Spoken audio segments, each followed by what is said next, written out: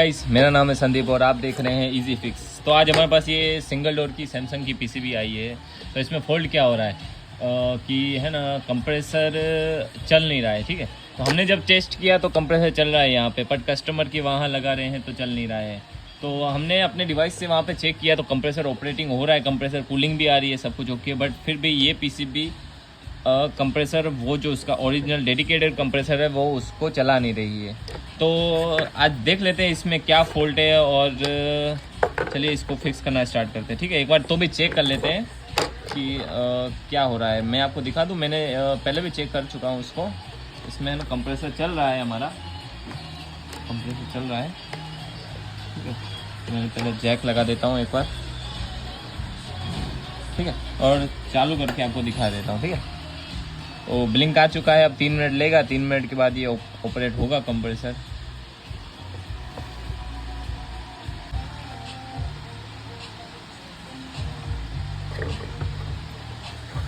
तो आप देख सकते हैं कंप्रेसर स्टार्ट हो चुका है, थोड़ा झटका मार के चालू हुआ है। और यहाँ पे आप देख सकते हैं, यहाँ पे एलईडी ये ब्लिंक कर रही है। ठीक है, और मतलब ऑन है लाइट, इसकी ब्लिंक तो नहीं कर रही, ऑन है लाइट। बट जैसे मैं कंप्रेसर के ऊपर रख रहा हूँ ना, तो आप देख सकते हैं कंप्रेसर बहुत वाइब्रेशन मारता है। और जैसे मैं थोड़ा प्रेशर देने की कोशिश करूँगा ना, तो ये बंद हो जाता है। ठीक है, देखिए झटका मार के बंद हो जाता है। मतलब इसका पावर, जो पावर आउटपुट है ना, वो बहुत कम आ रहा है यहाँ। तो वो इतना फोर्स नहीं कर पा रहा है और ये एरर शो हो गया। ठीक है, कस्टमर के वहाँ पे तो एरर ही शो हो रहा है, अपने यहाँ पे तो दोनों कंप्रेसर, हमारे कस्टमर का कंप्रेसर और हमारा कंप्रेसर ओके ही है। तो जो फॉल्ट है वो सर्किट में है। तो चलिए अभी इसकी रिपेयरिंग स्टार्ट करते हैं। ठीक है, तो इसमें फॉल्ट यही इन कैपेसिटरों का ही है। ये जो 15 वोल्ट का कैपेसिटर है, जिसका वोल्टेज है 25 वोल्ट और 470 यूएफ, एंड ये 3 बूस्ट कैपेसिटर, बूस्ट कैपेसिटर का नंबर है 30 वोल्ट 33 यूएफ। ठीक है, तो यही फॉल्ट ही है। तो मैं एक बार इनको निकाल लेता हूँ और आपको दिखा देता हूँ एक बार तो भी अच्छे तरीके से। ठीक है, ने कैपेसिटर ये निकाल दिए हैं। ये हमारा 15 वोल्ट के लिए जो रिस्पॉन्सिबल कैपेसिटर है, और ये 3 हमारे बूस्ट कैपेसिटर हैं।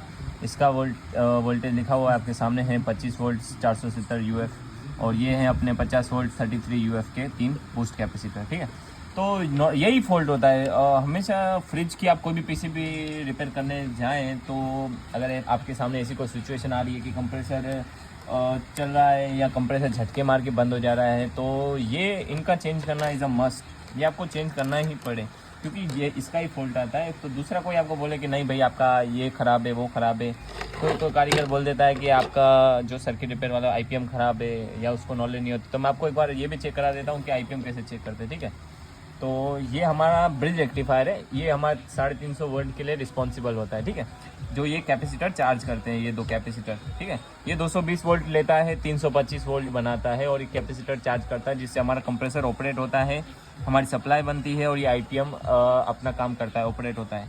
ठीक है, तो आपको क्या करने का, मीटर लेने का, एक प्लस प्रोब आपका जो ब्रिज रेक्टिफायर के माइनस पॉइंट पे, माइनस पॉइंट कैसे पता लगाए, तो जो माइनस पॉइंट होगा ना, उसके उधर कट नहीं होगा। जैसे आप देख सकते हैं यहाँ पे कट है, तो ये अपना प्लस पॉइंट है। ठीक है, और जहाँ पे कट नहीं है वो हमारा माइनस पॉइंट है। तो उस माइनस पॉइंट पे अपने प्लस प्रोब रख के यूवीडब्ल्यू के पॉइंट पे चेक करेंगे। तो देखिए 517, इधर भी 517 और इधर भी 517 के अकॉर्डिंग वैल्यू आनी चाहिए। ठीक है, तो ये 515 आ रही है। ठीक है, ऑलमोस्ट सेम ही है।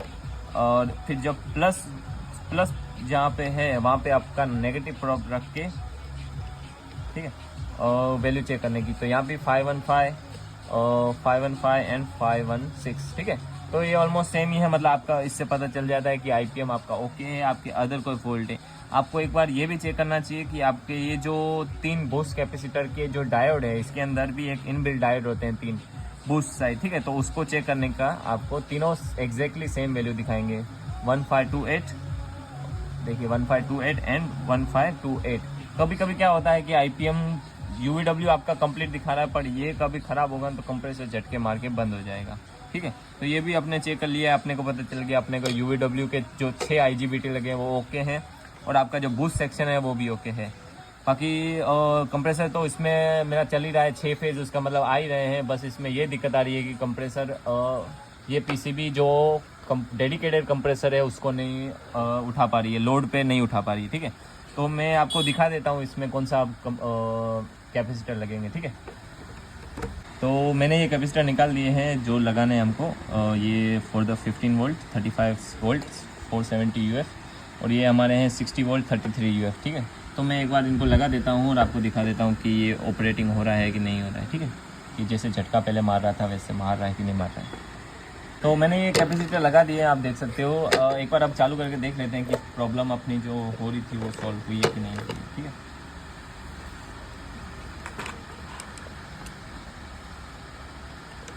लगा दिया है, चालू कर दिया है, ब्लिंक आ चुकी है, लाइट पावर आ चुकी है इसमें। तो इसमें आपको पता है क्या करने का, कभी कभी अगर आप कहीं भी कस्टमर के घर पे जाओ और आपको लगे कि हाँ सर्किट में प्रॉब्लम है या तो ऐसा कुछ कंप्रेसर ऑपरेट नहीं हो रहा, तो आपके पास डिवाइस होना ज़रूरी है।